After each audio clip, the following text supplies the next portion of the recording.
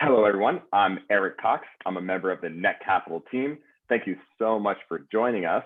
I know I am holding us up a couple moments behind, so I apologize for the delay.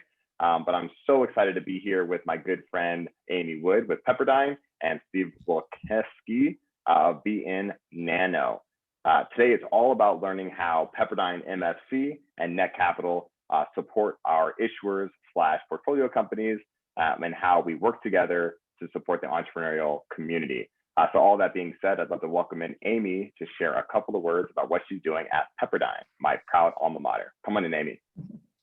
Okay, good evening, everyone, and thank you, Eric, for allowing me to share a bit about Pepperdine Graziadeo Business School's annual startup competition, Most Fundable Companies. Our program is now in its 4th year, and we are currently open for first round applications. Any US-based startup is eligible, and we generally see companies that are pre-revenue or pre-seed, right through to those with revenue in the millions and raising a Series A round. Our process of evaluation is not a pitch competition, nor do companies have to have an affiliation with Pepperdine. Rather, what differentiates us is that we educate founders and focus on the investor diligence process. So what that means for a company, and Steve would, if anyone were to ask him, he would say that for any company that enters our competition and competes through multiple rounds, is that they'll receive feedback through critical and objective assessments that they can utilize to then support their capital raising efforts or strategic planning. As a national program, we also endeavor to reach founders who are underrepresented and face other challenges like geography and access to resources to either highlight them as list winners, or if they don't make the list, to assist them in improving the likelihood that they can accelerate their company's growth and innovation across industries and communities. In our most recent year, we had participation from over 4,500 startups from all 50 states. We generally publish around 20 companies to our annual list and announce them in our showcase event in October. And if I haven't mentioned it already, our program is free for founders. And again, we're open for applications now. I think we're going to put the website in the chat at some time, and we hope to see the startups in your network or your portfolio apply. And I'm often asked whether we directly invest in our companies, and the answer to that is no, not yet, unfortunately. However, in total, winners from 2018 through 2020 have raised $67 million and counting since being named to our list, and over 24 million of that was from 2020 list winners in just the past few months. Which brings us to BNNano and the real reason that we're all here. BNNano was a top platinum winner of the 2020 Pepperdine Most Fundable Companies competition. And Steve and Jason earned this designation primarily as a result of 2 things that I'd just like to quickly share.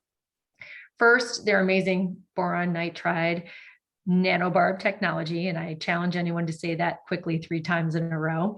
But the nanobarb technology that integrates with materials or as an alloy, the potential that it has to massively transform the huge market of applications for aluminum, copper, and other materials. So if everyone's taken a look at their profile on Net Capital, you'll see that.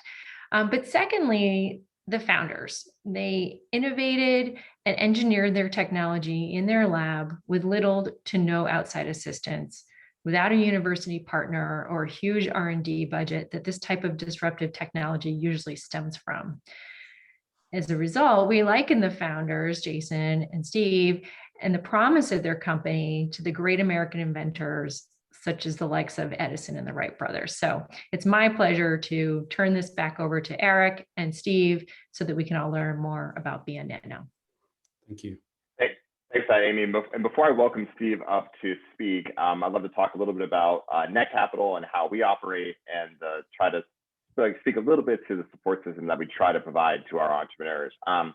Net Capital is a proud sponsor of Pepperdine Most Fundable Companies, I think since our inception, although I might have missed 1 year, but I do believe since the inception, and we will continue to support this great program. And part of our partnership is working with Pepperdine that doesn't necessarily have a funding arm right now to help get the companies that they work with and vet and support to get them the capital that they need to grow. So Net Capital is a regulated and registered funding portal based out of Boston. I run our West Coast operations out of just south of LA. And what we are doing is building out this ecosystem of entrepreneurs and investors, allowing them to invest over the internet. So when you talk about geographical differences and different things like that, the access to capital that the internet allows is very powerful. And through the Jobs Act, everyday people like yourselves can invest in early stage companies alongside the best VCs in the world. So we're really proud to be able to allow not only entrepreneurs to access capital, but for everyday people to become investors themselves. And so please do visit netcapital.com.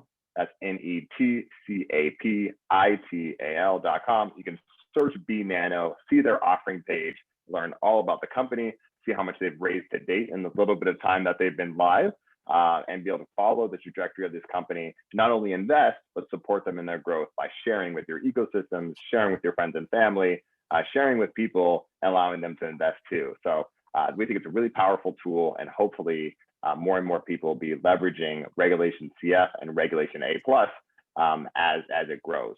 Two more notes that I have to share in housekeeping. Monday, March 15th is a pivotal moment in Reg CF. Right now, entrepreneurs are capped at raising $1 million through regulation crowdfunding, and that increases to $5 million on Monday.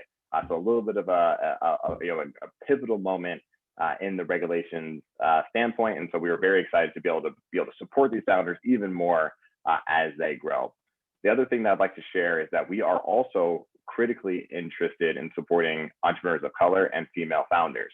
And so during Black History Month, we launched a campaign alongside Mac the VC of Rare Breed VC, in which we gave away a free offering set up to a worthy founder of color and allowed them to leverage our technology to raise capital alongside other VCs. We are also doing the exact same thing this month for Women's History Month for a female founder, and we will continue to do that every month for underrepresented founders for the duration of our company. We've committed to that explicitly. So we're very proud to be super supportive of increasing access to all sorts of founders, especially those that are generally underrepresented in the ecosystem. So with all that being said, I cannot express my excitement enough to welcome Steve in. As soon as I saw Steve speak about BNNano, on Pepperdine Most Fundable Companies, I knew I had to talk to him, and I was hoping I'd be able to get him on the Net Capital platform. So with all that being said, Steve, why don't you come on in and tell us a little bit about what you've built with BNNano? Sure. First, I'd like to say thank you. Thank you very much to Net Capital for giving us the opportunity to be on your platform. And also thank you very much to Amy and Pepperdine University, because I think that was a very big launching pad for us. It was a very important time in 2020. It was a very good end to a very difficult year. So we were very happy about that. BNNano is a company that I started with Jason Taylor, my business partner, a friend that we've worked together since the late 90s. And we are an advanced manufacturing company, an advanced materials company based in a small town in North Carolina called Burlington, which is just west of the Research Triangle Park. And that speaks to our culture. We want to be in small towns. We want to make a difference in the community. So we're not only focused on growing a materials company that can disrupt and change the world, but we also want to disrupt and change people's lives.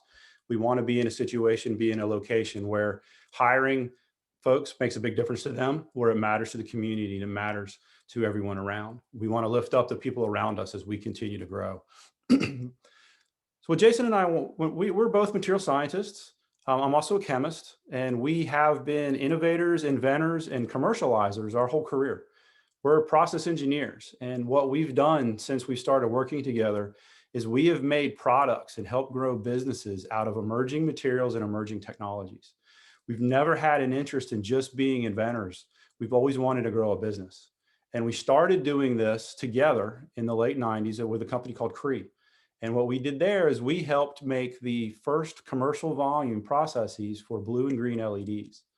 And that's a very difficult process. That's tertiary and quaternary thin film growth, which is very difficult to do. From there, we split up. We went our separate ways. I worked for another company where I got involved in micro and nano machines, but we always stayed close, and we've always talked about growing a business together. And we spent a number of years investigating and researching what we could do together. We knew we wanted to make a good material. We knew we wanted to do something disruptive, but it took time to find the right thing. And carbon nanotubes came along, and some other nanomaterials came along, and they had a lot of promise and a lot of press, and there was a lot of excitement, but they failed to deliver. And while we knew we wanted to do something along those lines, we knew we had to make something that would deliver and would be disruptive. And we believed we could do that. We just had to find the right thing. So we found in the literature this material called the boron nitride nanotube, probably around 2014, 2015. And it was really interesting. It could do everything from biomedical to space, to aerospace, to cars, to textiles. But there was always a comment when people talked about this, and it always said, hey, this is really interesting. It has a lot of promise, but no one can figure out how to make it. And if they do, it's too expensive and the quality is bad. And we took that challenge on. We thought that was perfect. That's exactly what we wanted, because we knew with our backgrounds, with the things that we've made and the applications that we've been able to perfect and the things that we've been able to develop, this was right up our alley. So we started investigating it, and we got to the point where on paper, we knew how to make it. And we wanted to do this completely different than anyone else in the world, because if you believe what people were writing and reading, they couldn't figure out how to make it. So we couldn't do it that way. We had to be disruptive from the very beginning. We had to be disruptive from the supply chain. We had to be disruptive from the cost curves.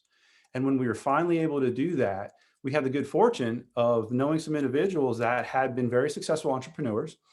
And we approached our seminal investor, whose name is Jerry Nagley, and he actually invented the LED light bulb. So with his background, he could see our idea, and he could also see the commercialization opportunities, and he invested in us.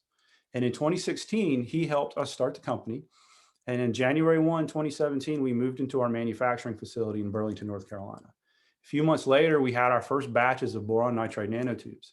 And we're proud to say that right now, we're the only company in the world that can make commercial volumes of this material, this disruptive and revolutionary material. And we've even enhanced and made it even better. So we not only are the only ones that can make it, we have a patented morphology that's even an improvement upon this fantastic material. And we've been really excited. We've been pretty successful getting some new customers, and we've been really growing the company since then. We stayed under the radar for a few years because we wanted to make sure we could actually do what we say we do before we tried to sell it. We didn't want to disappoint. And it was really 2019 when we started to tell the world where we were. And our plans were for 2020 to really go out and disrupt everything. And then everything got disrupted. So it was a good time. And some good things happened for us in 2020, though.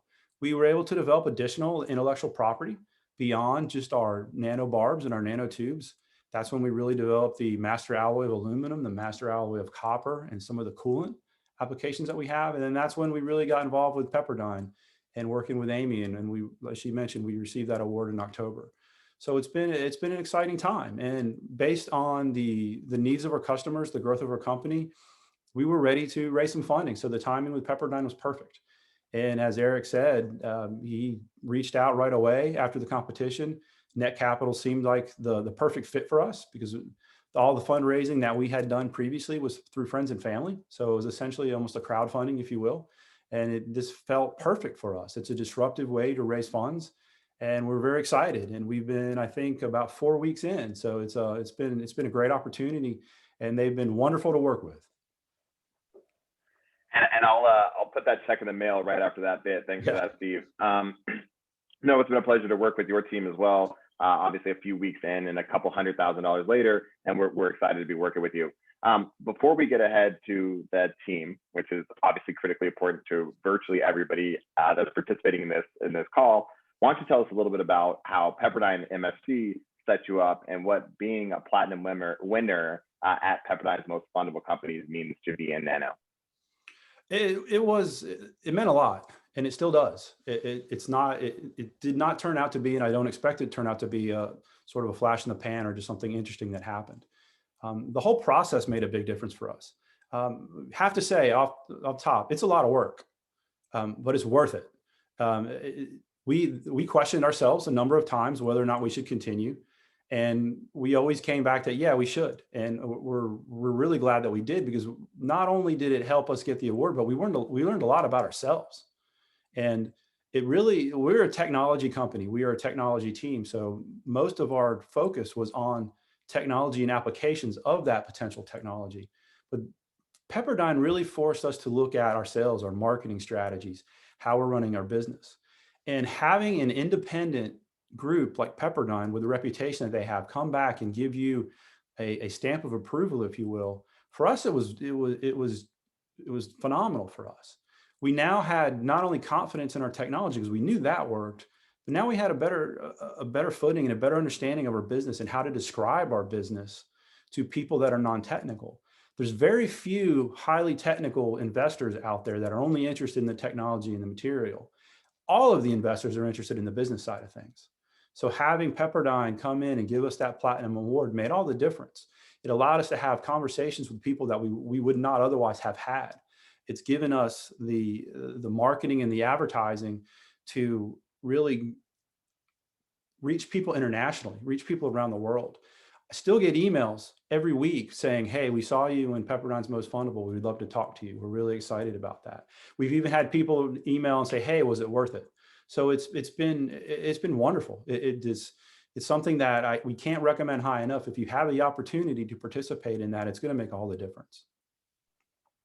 I'd love to welcome Amy back in for a moment right after this, but I'd love to say part of the reason why Net Capital loves working with Pepperdine on the Most Fundable companies is that diligence that they do. We know when we talk to companies that have worked through it, that they have a better understanding of their company and how to market their company and how their company is planning to grow more than this kind of ethereal, theoretical approach. It is very tangible, it's very analytical, and it's very objective, especially in the early stages of the platform, of the program. Amy, can you share a little bit about what the application process looks like and how that objective approach starts from the beginning with the technology that Pepperdine licensed? Are you open to sharing some of that? Absolutely, yes. And as I mentioned earlier, we don't charge founders, so we didn't charge Steve and Jason to participate. But as he mentioned, I say, we don't charge you a monetary fee, but we do charge you with your time. That's a very fair assessment. And so what the first phase of our program, we start with a pre-screen, and that's just a very simple, we want to make sure you're a company, you're US based, you meet our qualifications for participating in the program to begin with. And then we have it's all through online surveys.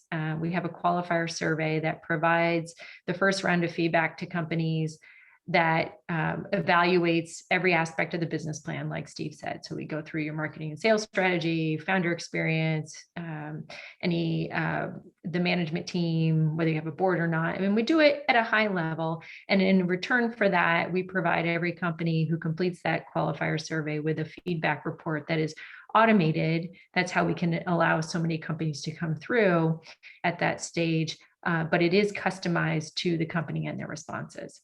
So the rounds after that are more open-ended questions. That's when we really start to get to know the teams better. We narrow that pool down to about 100 semifinalists. We do interviews. We meet with the teams. Steve had presentations for us on multiple times before he actually was at our showcase, and then we narrow that down to the 20 winners. And Amy, of the 20 winners, I believe 3 get the highest designation, that is platinum designation. Is that right? That's right. So BNNano was one of 3 platinum designated companies last year. And that'll be out of about how many do you think were the total applicants, if you don't mind me asking? We at the very top of our funnel, we had 4,500. So not bad work, Steve. I know you have a lot of work to do, but that kind of speaks to the caliber of company that BNNano is. So thank you for that background, and so I'd love to dig a little deeper into the company itself. So Steve, you talked about your time at North Carolina State, and I know you also have team members from kind of all over the country, including Virginia Tech and elsewhere, and that's part of what we spoke about of access to capital outside of the coast. But sure, can you tell us a little bit more about the rest of the team, their backgrounds, and how they fit into the BNNano family? Sure. So like I said, I went to NC State and Clemson University. So I've got an East Coast background. Jason Taylor went to Virginia Tech. He got his bachelor's and his master's from Virginia Tech University. One of the other key members, his name's Mark Edmond. He's been with us since the onset. He went to Alfred University. So he's from New York. And then the other person that we had listed on the offering page as a key contributor is Ted Kalmbach, and he's the most recent addition to the team. He's got an excellent background. As we said, we know that we have a technology that works. We know that the applications are interesting, and now we're at the point where we need to solve some of the traditional business challenges, sell and market. And Ted's background is more focused international business. It's also more focused on government and being able to navigate sort of the maze or the bureaucracy of getting government business. So he's been a critical member to the team as well and helping do our strategy. Behind the scenes, we have a number of consultants that are doing a lot of the same things. They're helping us get things like a CRADA, a research contract with the Navy, or they're helping us do the MARCOM. We have a consultant behind the scenes who was very critical in the filming of the 3-minute video that we did with Pepperdine for the most fundable competition, and also the one that we have on Net Capital, which we think does a pretty good job of at a very high level explaining what we do, trying to simplify it as much as possible. We also we've been very fortunate that a lot of our friends and family investors have come on board as advisors. They believed in us enough to not only give us money, invest money in us, but they said, hey, I'm retired, I'm not working anymore, but I'll help you any way that I can. And we've had people help us with sales and marketing. We've had people with IP strategy. We've had people just any way they can. We've been blessed to have a wonderful team behind the scenes. We've got about 10 folks right now working for us on a day-to-day basis, but we have a great number more than that behind the scenes. And like you said, it's a very diverse group. It's a very diverse group of investors, being from all over the world, being from different backgrounds, being from different industries. So it's been wonderful. It's been humbling to have people that invest in you like that. And it's even more humbling to have people that you don't know invest in you through NetCap. So we're really excited about being able to have anyone around the world invest a little bit of money in us to really help us grow. So that we grow, everyone grows together. I love that. I love that mission and that story and that narrative. And I could spend the entire rest of our time talking about your team, from Fulbright scholars to defense contractors, runs the gambit. But I'd recommend people to go to netcapital.com and look at your offering page, because we can't spend the whole time on that. Let's back up to 30,000 feet. How does your solution fit into the problem? How big is the problem? And what is the problem that this boron nitrate solves?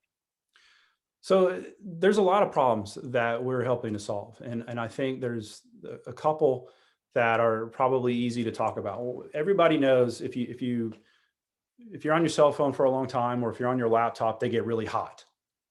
And heat dissipation is a big challenge right now in electronics everywhere around the world, in every application. 5G base stations to cell phones, to laptops, to computers, to Department of Defense, to everything. So getting rid of heat is a challenge for everything from really the next generation cell phone to hypersonics.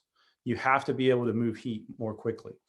Boron nitride nanotubes and our nanobarbs are very well equipped to do that, because they do a few remarkable things. One, they move heat very, very well, but they're also an electrical insulator. So you can add our material to things that touches electronics directly, so that you're not going to short them out like something like a carbon nanotube, which is essentially a wire. But now you can create new ways to move heat. You can make a plastic heat sink. You can make copper move heat better. You can add our material in very small quantities to things like ethylene glycol and get huge advances in how well that it moves heat. So we're solving the problems of heat, which, if you read the strategy documents from the Department of Defense, it's a critical need. If you read the thing for space, it's a critical need. If it's cars, it's a need with electric vehicles and batteries. So there's a huge problem with just moving heat, and that's a multi-billion-dollar industry in itself. Another thing that everyone tries to do is make things lighter, stronger, and better. And by adding our material to aluminum, we can make aluminum lighter, stronger, and better. So there's so many good reasons behind that. One, which most people don't think about, most aluminum right now is made by coal-fired electricity.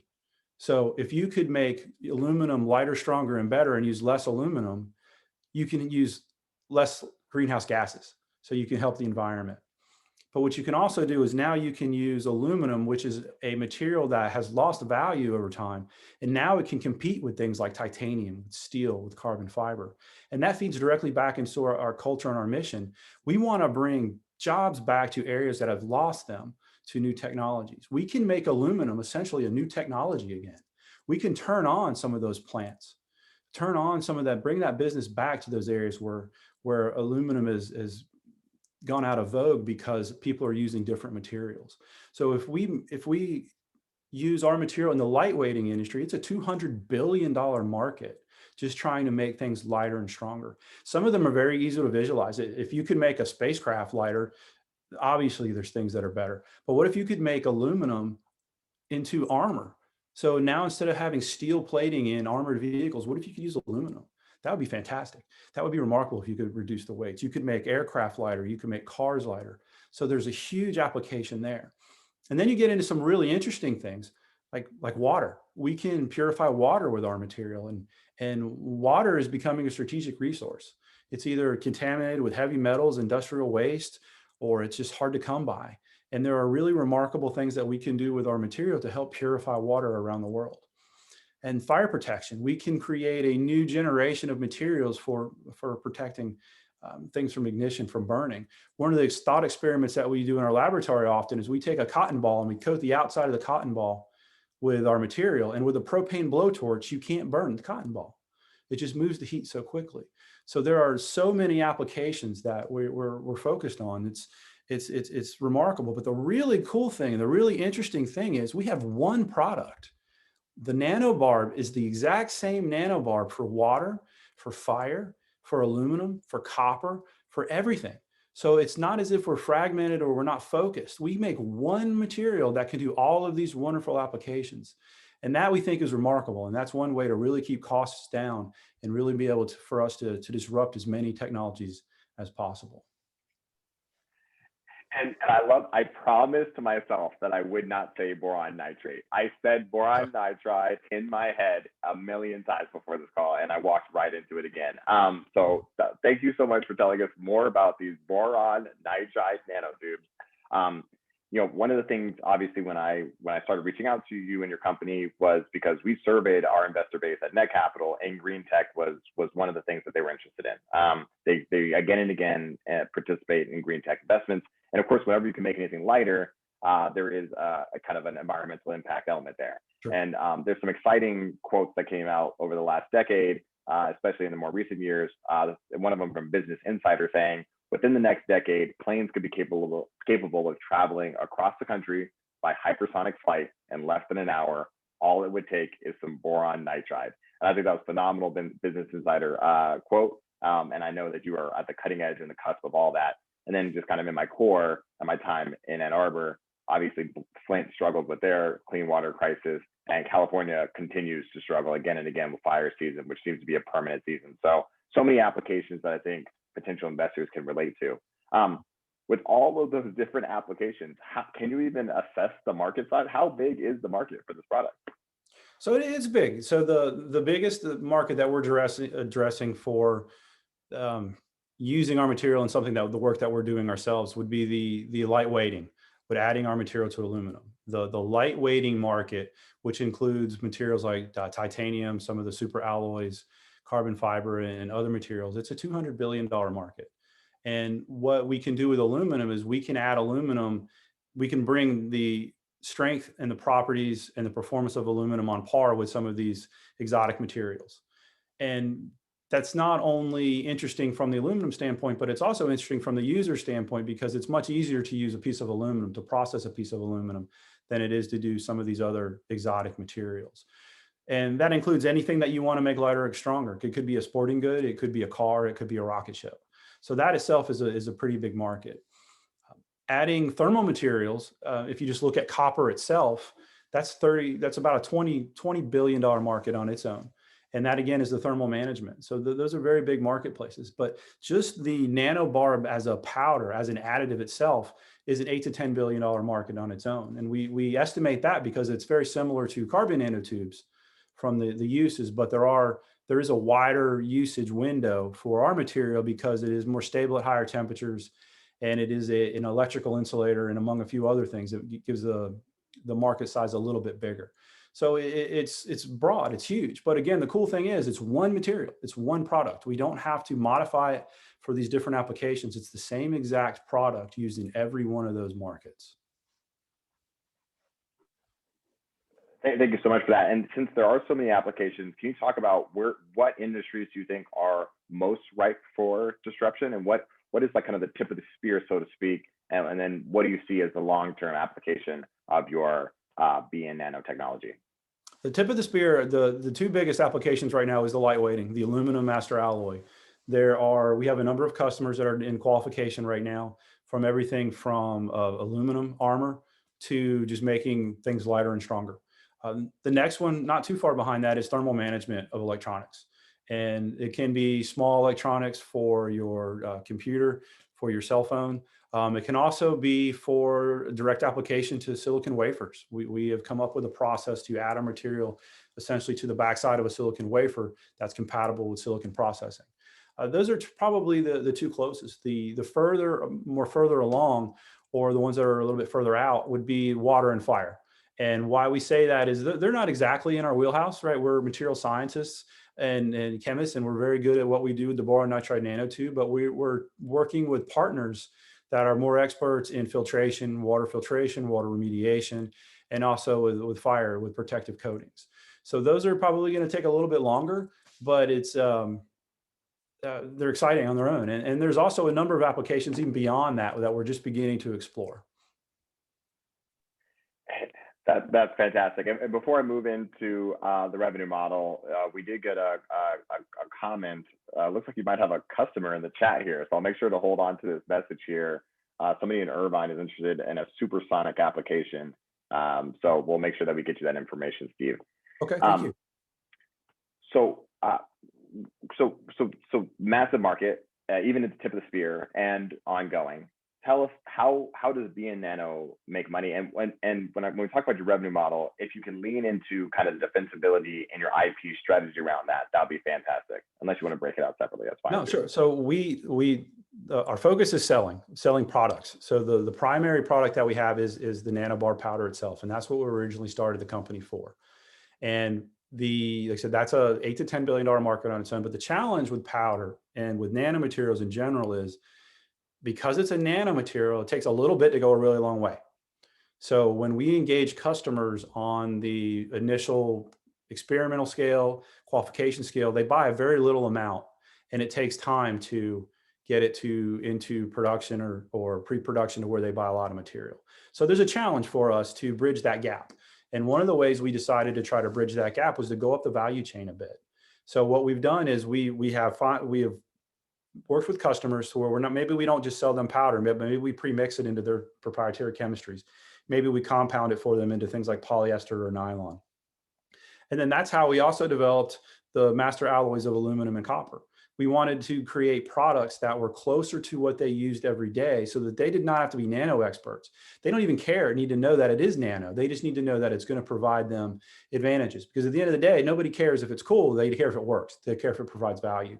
So we have to be flexible enough to bring our products closer to the customer's needs. So we sell powder, we sell pre-mixed and compounded materials with our stuff added to it. We sell the master alloy, and we sell the copper master alloy and the aluminum master alloy. We also are working on some coolant products that we'll be press releasing here probably pretty shortly. And our IP that we have is, so we chose to protect the morphology of the nanobarb. And what the nanobarb is it's a nanotube that has crystals on the outside of boron nitride to make a better, stronger, lighter material even. And what we know is that as there's an interest in boron nitride nanotubes, other people are going to figure out how to make nanotubes. But we're going to protect the nanobarb, because the nanobarb performs better than the tube itself. And that's where our IP is. We also have IP around the master alloys of aluminum and copper, because what we've done there is we have tricked the aluminum, if you will, to think that it's touching aluminum, and it doesn't even know that it's touching a nanomaterial itself. And why you want to do that is because it mixes better, it participates better, it plays better with the aluminum, and it plays better with the copper. So that's what we have chosen to protect with intellectual property. Now, we also have trade secrets. So the trade secrets are key. How we make it, we don't talk about. What we like to say is it's elegantly simple. Again, it's different than anyone else. We knew that we didn't want to copy things that didn't work, so we thought about it differently. And we thought about it in a way that was cost effective and efficient, because we can make a lot for very high quality for very low cost. But we don't intend to patent that. We don't intend to disclose that. We don't intend to license that in any time. That's something that we're going to keep in-house. We're going to keep internally, because that's the key to what we do. Very thoughtful, very thoughtful. And I know one of the things that you discussed in your offering page is the idea of being able to convince polyester that it could behave like Kevlar. And I just love the idea of that application from a military application. And from a culture standpoint, we are in an old textile mill in an old textile town that one day the lights were on and one day the lights were off because things moved. And speaking with, the people in our community, and because a lot of the polyester was made where we were, and it was, if you could really do that, we could turn the lights back on and we could bring jobs back to these communities. And that's key for us. We want to not only make things better and stronger, we want to grow our business, we want to make our investors money. But if we can do all that and we can bring jobs back and we can make a difference in the community, that for us is our goal. I really wholeheartedly appreciate that, Steve, especially because the regulation that allows us to raise capital the way we are is the Jobs Act. And that is the core of our goal, is building American jobs that can support American families. I love the engagement in Q&A and chat. And so I'm going to abandon a couple of questions that we have prepared, and let's just get straight to some interactive questions here. So we'll circle back to those, of course, but coming from Pierre, do manufacturers have to change their manufacturing processes in order to add BNNano tubes to their products? Great question, Pierre. No, they don't, and that's our goal. Our goal is to make them not have to change anything at all. And in some cases, what that means is we may have to modify or mix the materials for them. So there are a lot of companies and a lot of people that would love to use nanomaterials, but maybe they're uncomfortable with nano, or maybe they're restricted because of the EH&S rules, or they don't understand it enough. What we do for them is if they're mixing into a polymer or a resin, they'll ship us their material. We will mix our nanobarbs into it and we'll return it to them. And when we return it to them, they use it exactly like they do their normal process. And that's our goal, from everything from polymers to textiles to resins to the metals to everything we do. We want to make it as easy to use as possible. And even with aluminum, you add so little amount of our material that it doesn't change how you weld the aluminum, how you process the aluminum, or how you use it at all. So that is our goal. There's no changes. Beautiful, beautiful. A couple more questions coming in, and I know since I was 7 minutes behind, I'd love to keep us all a couple of minutes after if we can. I'm not sure how everybody's schedule looks, but in the interest of time, I'll just continue to kind of move expeditiously. So from George here, the product sounds amazing with wide application. However, all the large players in the addressable markets are well established with established relationships and long-term contracts. How do you break into those markets? Good question, George. So what we're trying to do is we're actually giving the opportunity for markets that have not been able to use nanomaterials before. So a lot of people know about carbon nanotubes, they know about graphene, but they are materials that degrade at relatively low temperatures, maybe 3, maybe 400 C. And they're also electrically conductive. So what we have is with our material, because it's thermally stable above 850 degrees C, you now can add nanomaterials to things like metals, to ceramics, to high temperature polymers. And those are areas where they haven't necessarily even had the opportunity to use this type of nanomaterial to do their enhancement. So this is a new Lego in the Lego box. And the other thing that it does, there's other applications. It also, because it contains boron, it absorbs neutron radiation very, very well. So now we can get in applications where you're trying to put astronauts on the moon to go to Mars. Well, you have to protect them from neutron radiation. You can embed our material into textiles, into the electronics to protect that. So that's another area where you just haven't had that opportunity before. And the combination of being a thermal conductor and an electrical insulator is very uncommon. So that's another opportunity for new customers to come in. So yeah, there are companies that have established relationships with other suppliers and other things, but we can disrupt and we can change because we can perform better and we can give opportunities that just haven't existed before. Oh, that's fantastic, Steve. And before I continue along with these questions, I'd love to welcome in. We have another panelist. The esteemed Craig Everett is on the line here. I'd love to welcome you in, Director of Pepperdine's Private Capital Markets Project, as well as an Assistant Professor of Finance. Dr. Everett, why don't you come on in and say hello? Hello. And my boss. Yeah. So yeah, how's everybody doing? Sorry, Oh, I'm late. I didn't have the right link to the event. well, I think, Craig, I speak for everybody. I say you get to join whenever you'd like to. It's great to have you. Oh, good to be here. Actually, since we have you right now, I'd love to address, I'm going to skip one question and come back to it, but it might be worth addressing this one. Does Pepperdine have a financial relationship with Net Capital or BNNano? Is Miss Wood's presence, and I guess now Dr. Everett's presence today meant to lend credibility to BNNano's equity crowdfunding campaign? I think I'd love to start that one and say that our relationship at this point is that of a sponsor of MSC. I am a proud Pepperdine alum. I went to Cedar College class of 2012. I'm just a friend of Amy and Craig, and I know that none of the people on this line are compensated by Net Capital to be here today, nor am I compensated by Pepperdine to be here today. Anything else that we should add to that? No, that explains it. No, there's no financial relationship. Yeah, we are glad to have you as a sponsor, and we're certainly glad that some of our winners have taken advantage of your services. But there's no none of us are compensated for that. Perfect. Straight from the boss. So back to other questions here. And again, I know I was about 5 minutes late, so I do want to. Can I steal 5 extra minutes of everybody's here's time to account for my tardiness? Are you open to that, Steve? Like I got a head nod from Amy. As long as you, yeah, we love talking about what we do. So as long as you need me. Oh, beautiful, beautiful. Well, thanks for being flexible on that team. More great questions. I'm not sure if we're going to get to any more of my canned questions. Can you, as much as you're willing to share, what are your projected revenues for 2021, Q2 and Q1 is Q2. I guess we have like 20 days left. And do you intend to make aluminum and copper alloys in-house in larger volumes? Interesting question. Yeah, so I hesitate. I would like to direct to answer the revenue questions. We have that on the discussion board, and we go into pretty good detail. So I'd like to point, if that's okay, to point people to the discussion board. That is perfectly okay. We do plan to do the aluminum and the copper master alloys ourselves. I will say that within the next week or two, there should be an announcement with regards to how and where we're going to be doing that. It is going to be one of our first areas of expansion to come up with a manufacturing plan for the copper and for the aluminum. So it's something that we're very excited about. It's something that we have to expand for, and we're actively working on finalizing the details of where we will be. So I would say we will definitely put that announcement on Net Capital, and I would say look for it probably within the next 2 weeks.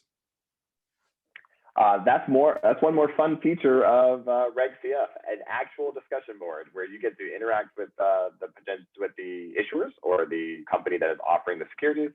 You can ask questions and engage with them. And I think that's really important in the fundraising process and the investing process. So go ahead and hop onto. How have I not done a shameless plug in like 45 minutes?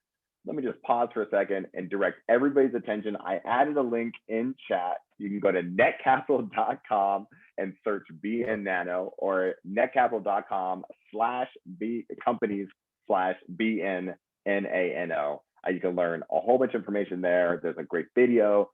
There are some kind of traditional questions about defensibility, IP strategy, market size, all the good things that traditional investors like to know. There's bios for the founders, a whole bunch of information there, as well as that Q&A piece. So please do work your way to the site. And of course, you can invest with a couple clicks of a couple buttons. That took way too long to circle around to that again. But there's so many good questions, and that's why I've been distracted. So let's keep the party going here. What are the current challenges facing BNNano? Steve? The biggest challenge that we have is it's just a conundrum.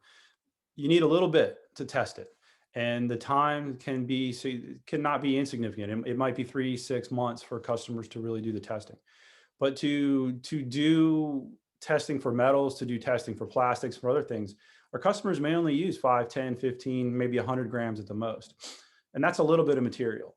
And then again, that's going to take them over time to really get through that qualification process. And that's the challenge that we have. And that's what we've been doing over the past few years, is bridging our customers from the small scale, getting them through pre-production into production. And that's one of the drivers for the fundraising that we're doing right now, is to prepare to increase our capacity and increase the way we handle our customers and relationships as they grow. That's probably the biggest challenge. Secondarily, it's a new material, and historically speaking, it does take a number of years for industry to adopt something that is brand new. So those are the two biggest challenges that we have right now. The feedback from our customers has been excellent. The material works, the technology works. We can make it repeatedly. We can make it cost effectively. We make it at a very high purity. So we know the technology is not the problem. It's just the adoption rate of both the US and around the world. People are a little bit more risk averse these days as well. They're really sort of focusing on making more, making it cheaper, and they're putting off their R&D. We're starting to see people get back to that and get back to spending and get back to innovating. But it's just there's a bit of a time challenge. That's great. And there are a couple of questions, and I'm going to try to organize them and collect them because they're starting to kind of collect themselves into different categories. So if I could flash forward for a second, but I will get back to a couple of questions that are higher in priority chronologically. What is the competitive landscape out there? So, what is the large competitor, and how do you feel like you stack up, and how does your value add larger than the competitors in the space? Sure. So there's a few competitors out there. The one that everybody knows about is a company called BNNT out of Virginia, and they were actually I don't spin out is the right word, but they came out of a collaboration between NASA and one of the government laboratories. We've actually met with them, and because they're funded by the government, they publish how they make everything. So they were one of the methods that we did not want to copy, because of the way that they do it is very expensive. The quality is not really that high compared to the way that we make it, and their costs are very high. So you can go to their website and you can see how much it costs to order material from them, and we're orders of magnitude and less in cost. We also have the nanobarb, which performs better, and so we don't really consider them to be too much of a competitor. We're glad they're there because, again, you need to have more than one supplier in the world to really give credibility to the material. But they make much lower quantities of material than we do.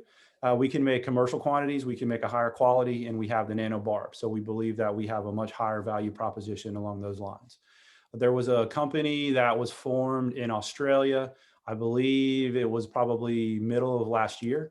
And they've had some. They have a very similar name. I believe they're BNNT Technologies Inc. or out of Australia. They had an article published, I believe, in September, where they commented on how much their material costs. And again, it was orders of magnitude more than ours.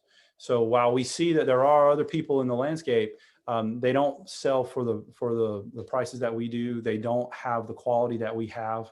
They don't have the purity that we have. So we're very confident and comfortable saying that we have the best material in the world. Great. Love a good competitive landscape question. That kind of ties a little bit well when you talk about quality and then quantities, and then how it kind of scales. So somebody said, great briefing. I'm going to give you that feedback first. Does your production scale? Does your cost of production go down with scale? With currently 10 employees, do you want to always keep control of production, or will you license the technology to a larger company? Good question, Thomas. So we don't intend to license the technology because we don't want to teach anybody else how to do it. And fundamentally, if you look at our material is made out of boron and nitrogen. So it's a boron nitride nanotube. Boron and nitrogen are two of the most abundant elements in the world. Nitrogen is the most abundant element in the world. So our costs can theoretically approach the cost of boron and nitrogen as a raw material. So there will certainly be some scaling with regard to as we grow, but it's pretty cheap now. But we do have, we do believe that we will be on par with multi-wall carbon nanotubes very shortly. And we believe that we can be even cheaper than that. And one of the other challenges that Jason and I knew from the onset is all of these interesting new materials and applications that we have been a part of get really high prices the first year.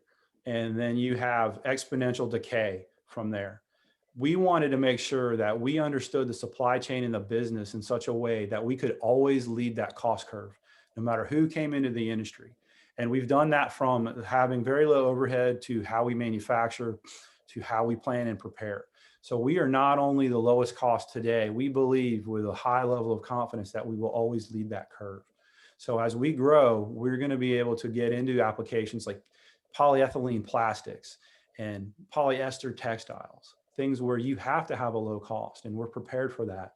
And we're excited to bring a nano material and a nanotechnology to some of these commercial applications very quickly.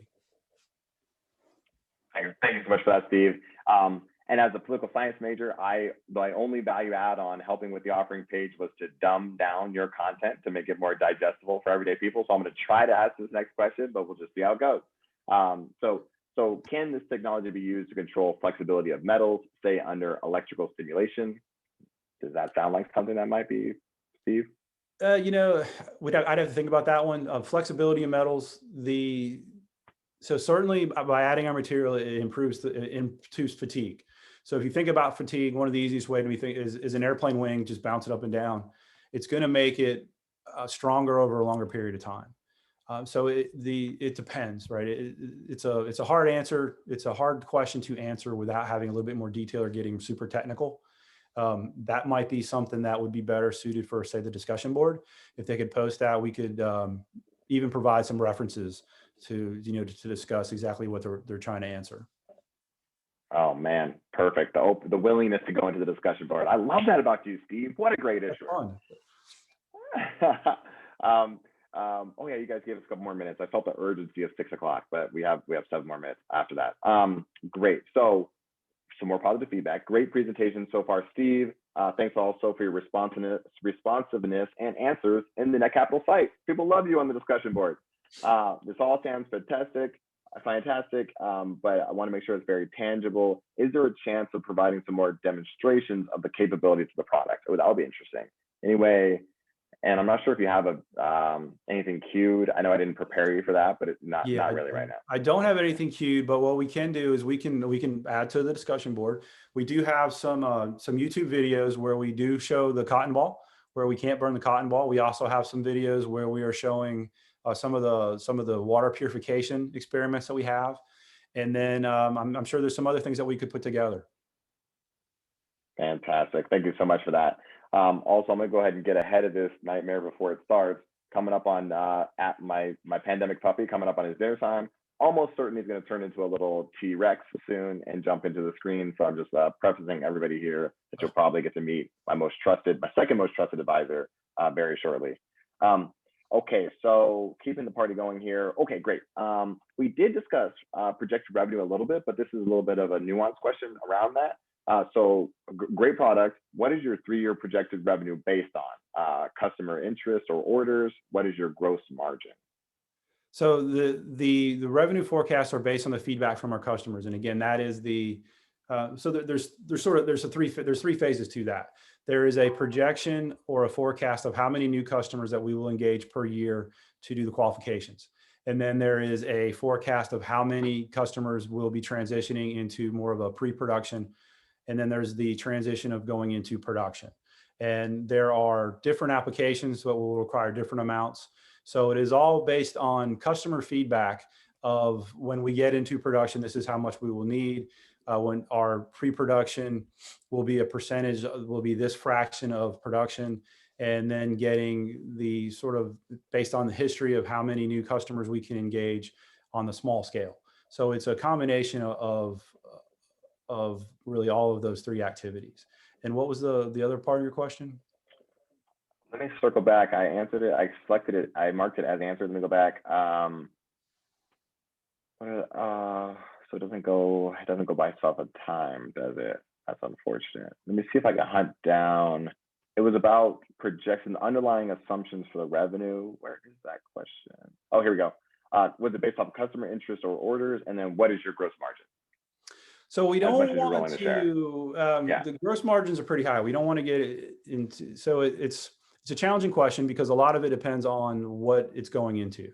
So we'll have to think about a little bit what we would be comfortable sharing on that, but I don't have a good answer for you that I'm willing to get into the details of right now. I apologize for that.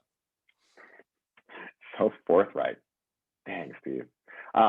I'd love to circle back to one of my questions that I had queued up before I answer this last one, just because I think it's critically important for potential investors. Can you tell us a little bit about your progress so far, and what do you view as your next major milestones? Yeah, so our progress is going well, and like I said, we have progress across all of the different applications. So we have a number of customers that are buying our raw material, and they are at different stages from, I would say, research and development, qualification, and getting into maybe towards the end of coming out of the qualification, getting into a bit more high volume applications. And that's across a number of markets. It's private companies, it's government labs, it's universities around the world. So there's a lot of activity there. With the master alloys, the aluminum is one that we're really excited about. We have some customers that are doing qualifications, I would say second level qualifications of turning that into a product. And that's the big growth. That's the one that's really going to grow, because if you can imagine, to use aluminum, you use a lot of aluminum. So that's something that's really going to help us grow. And then some of the milestones that we're working towards achieving is, and we're going to be talking a lot more about these in the next few weeks, is the one is finding a home for our expansion. And we talked about that briefly. I would say we'll be disclosing more about that in the next few weeks. But we're also very, very close to announcing some distributors to help us grow our business in the EU. As a small company, we don't have the resources necessarily to try to sell internationally, but we found a really good potential partner that we're very close to formalizing and finalizing to help with the EU. We already have representation in Asia and Japan, so that's another area that we're excited. We also see that we're going to have our first, what we'd like to call a strategic partner. And this is a company outside of the US that is heavily involved in aerospace, defense applications that are very closely related to the US Defense Department. So though they're international, they're essentially part of our country with from a strategy standpoint. And so that's another big thing. So we're focused on expanding, we're focused on finding partners, we're focused on really doing some really interesting things. And then we're gonna have a couple new products that we're gonna announce as well. So that it's been a very busy, very exciting time, and we will make sure to announce them all on the Net Capital discussion boards and the updates. I couldn't ask this man to do a better job. I will add one thing. You've raised well into the six figures. One of the pieces of software that we developed at Net Capital that we're really proud of as an issuer support is a rolling close. And I know that we've recently executed one of those. Basically, we allow our entrepreneurs to kind of have their cake and eat it too. We're continuing the fundraise, but you can actually access the capital as you raise it. So I know you've been able to actually draw on some of the 100,000 plus that you raised, be able to start to put that to work already. Not really a question there, but just wanted to highlight one of my favorite technological features. And can you actually, I guess I will ask you a question. Can you talk a little bit about how you plan to use some of those funds and what being able to access the funds as you raise it has meant for you as a company? It's been critical. So we've always been focused on what we need versus what we want. And one of the things that really interested us in Net Capital and how to do this is we can control how much we're going to raise. We can control when we have access to the money, and we can control really everything that we do from that perspective. We don't have to wait. We don't have to hope that things close. We don't have to just sit around and worry. There's a lot to said to not have to worry as well. But what it does is it allows us to do things like this expansion that we're getting ready to announce. Not only are we going to be announcing there, but we're going to be investing in it. So it's a way to go. And it's just a way to have the security of knowing that the plan that we have in place, we don't have to wait until we reach the finish line to begin to execute. Because timing is everything, right? We want to be able to address our customer needs. We want to be able to really jump on new things and be flexible when we need to. So what this allows us to do, it allows us to be flexible and nimble and to immediately impact the customer, immediately begin to grow the value of our company and just grow the shareholder value from the onset. I love that. And that's why we wanted to make sure we survey our investors, we survey our issuers. That was one of the things that they felt would be beneficial. And so we built it. There are a couple more questions coming in, but I know people need to understand exit strategy. And so before I circle back to these last two questions, which I'll try to get in there in the last couple moments, why don't you tell us a little bit, what do you see as potential exits and how do you imagine that there will be a return on investment for investors? Sure. So obviously we want to have an exit with a high valuation. So one of the things that we're focusing right now is really growing the valuation of the company.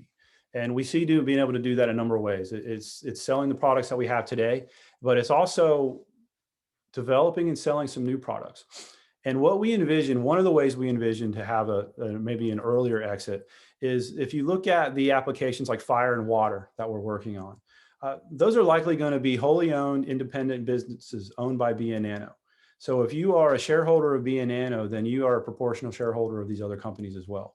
And what we intend to do is we have those to sell off. We have those to spin off to sell. And when we do sell those, portions of those proceeds will be paid out to our shareholders in dividends. So that's absolutely one way that we see an exit. We envision having BNNano the center of the universe, if you will, for our boron nitride nanotubes, and always owning the IP, licensing it to other business units, and potentially licensing maybe some other pieces that we can sell off as we can go. So we know that we have the goal of having an exit, but we do sort of see incremental exits, if that makes sense initially. We don't want to have an exit before we have a good valuation. We have a lot of confidence where there's a lot of potential to really turn this into something really exciting and disruptive and revolutionary. And we have an eye on that, but we want to maximize the value before we would sell the whole thing. But that certainly is on our minds. Absolutely. And then there was a question that was up here for a while that I want to make sure I get to, and then I imagine that maybe it's about when we have to start to wrap up here, because I want to let Amy and Craig come in and give some closing remarks as well as myself, and keep it close to that 1 hour time frame. So I appreciate those extra questions coming in. Steve has said it more times than I have. He's incredibly available through the discussion board on Net Capital. So these extra questions, please do not hesitate to go to netcapital.com and ask. Where you will also see a very welcoming invest button. But this last question from earlier in the night, it's a two-part question. Can you give an estimate of the cost of production required for a typical customer? I know we're kind of thoughtful about some of those specifics, but then the second piece, and I'll hold on to this question for you. If the cost is relatively low, have you considered partnering with the customer by providing it to them for free in order to establish proof of concept to aid in marketing to other paying customers? So a little bit of a kind of quasi-freemium model there. Yeah, so we don't like to get into the cost too much. We do consider that as part of our intellectual property because, again, it's an elegantly simple process and the costs are really low. And we just don't even want to give any secrets or hints about the makeup of the supply chain, if you will. Giving away free samples is an interesting question, and we talk about it a lot. A lot of cases we've given free samples, and because the customer didn't have any skin in the game, they didn't do anything. We've even returned, we have gone back to customers that we have given free samples to and demanded them to give them to us back because they haven't done anything. So we don't like to give it away for free.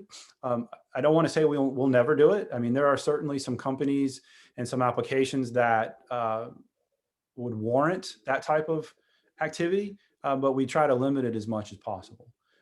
What we do in some cases, one of the challenges that we have is almost every single relationship with a private company is protected under non-disclosure, which means we can't talk about what they're doing. We can't talk about who we're doing it with, and we can't talk about how great it works. So in lieu of dollars, in some cases, what we'll do is we will provide free material as long as we are allowed to discuss what they're doing, or if we can discuss the data and publicly disclose how well it works. So in some cases, we may not charge money, but we do get value back. But it's an interesting question. It really is. And on that note, we've already seen my Slack channel just updated. We've already seen 2 investors on this call right now join the BNNano family by investing through Net Capital. So I welcome them to the team, and I'm grateful for you to visiting the site and participating in the process. That being said, I know we're past the end of the hour, even with my unnecessary delay. So that being said, I want to thank everybody, all the attendees for joining us. I want to thank all the engaging questions. That was way more interactive than I thought. I'm so grateful for it. Great questions. Please do remember you can continue the questions through the Q&A functionality on the offering page at netcapital.com. And I also want to thank Steve and his team at BNNano. And of course, I want to thank the Pepperdine Most Fundable Companies team. I want to welcome in Amy and Craig, share any last remarks and a reminder that they can still apply to this next cohort of Pepperdine Most Fundable Companies. Great, thank you. Yes, thank you for letting us join tonight. Oh, you muted for a moment, Amy. I'm going to put in the chat our URL for companies to, if anyone's interested in learning more about our program. Thank you, Eric, for being a sponsor of the program. we're happy for what we can do in promoting and highlighting companies like BNNano. So we look forward to all the founders that we can learn about this year too. Yeah, thank you, Steve. Great presentation, and thanks, Eric, for putting on this this event. It's been amazing. I actually have some questions myself, but I'm going to take those offline with Steve just about some supply chain questions overall, because I've been seeing a lot of really bad issues with that recently. Just wondering how it's affecting you. But I'll take that offline. But anyway, great company, great presentation. Good luck.